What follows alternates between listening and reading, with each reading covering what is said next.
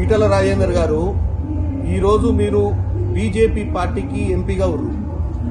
ఒకప్పుడు ఆర్థిక శాఖ మంత్రిగా ఆత్మగౌరవం దక్కలేదని బీఆర్ఎస్ పార్టీ నుంచి బయటికి వచ్చి బీజేపీ చెంతన చేరి రాష్ట్రంలో అతిపెద్ద నియోజకవర్గమైనటువంటి మల్కాజ్గిరి నుంచి పార్లమెంట్ సభ్యులయ్యారు. ఈరోజు ఎన్డీఎస్ఏ కమిషన్ ముందు మీరు మాట్లాడుతూ తుమ్మిడిహట్టి దగ్గర పర్మిషన్ మహారాష్ట్ర గవర్నమెంట్ ఇయ్యనందున రీడిజైన్లు కేబినెట్ ఆమోదం పొందిన తర్వాతనే కాళేశ్వరం ప్రాజెక్ట్ కట్టడం జరిగిందని చెప్పడం.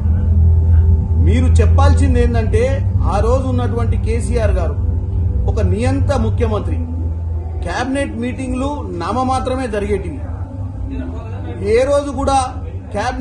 రోజు కూడా సెక్రటేరియట్ లో పరిపాలన సాగించలేదు. ఏ రోజు కేబినెట్ మీటింగ్లలో మంత్రుల దగ్గర నుంచి మంత్రుల ఆలోచనలను కూడా పరిగణనలోకి తీసుకోలేదు.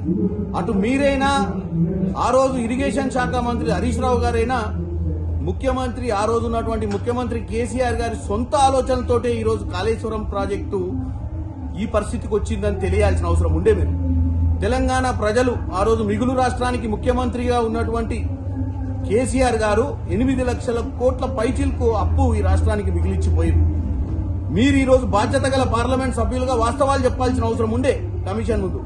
కానీ మీరు ఈరోజు చెప్పకపోవడాన్ని బట్టి చూస్తే మీకున్న ఆలోచన ఏందో మాకు అర్థం కావట్లేదు. ఒక బీజేపీగా ఎంపీగా ఉండి ఆ రోజు జరిగిన వాస్తవాలను కూడా చెప్పలేని పరిస్థితి ఎందుకు వస్తుంది మీకు?